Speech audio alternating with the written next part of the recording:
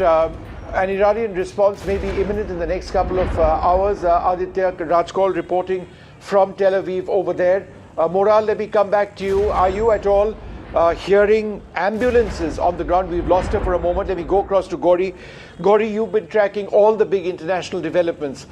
Could you give us a sense of what you're hearing? One of the key points that we've been able to pick up is that the Iranian Supreme Leader Khamenei has been moved to a safe location. Apparently, some of the strikes were close to his residence. Indeed, that's the latest update that we have, that the Iranian Supreme Leader Khamenei has been moved to a safe place in the wake of these preemptive strikes, and that Vishnu gives a certain sense about the messaging that these strikes are meant to send out, and also potentially the scale at which they have taken place. They have taken place at 3 separate locations in Tehran. This is what some of the media outlets there are indicating. And whether they will continue, whether this is a one-off strike, those are details that are yet to come out. But the fact that the Supreme Leader has been moved to a safe place indicates that they are expecting or anticipating that this may stretch and this may prolong. And I think that's very important and significant to point out.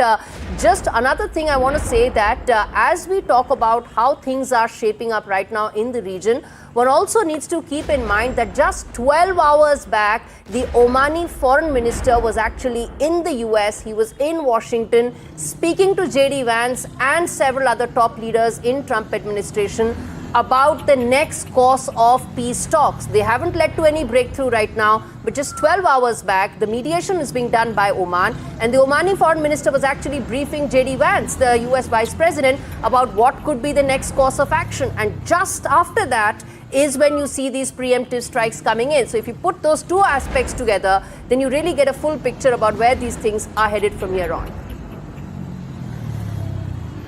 All right, well, this is the worst case situation, a worst case nightmare for those hoping that diplomacy would work at any cost. But despite the Omani foreign minister, who was one of the key people trying to get the Iranians and the Americans and the Israelis to talk, it appears that and it became quite clear after Donald Trump's latest statement within the last 24 hours that he wasn't getting what he felt was enough from the Iranians.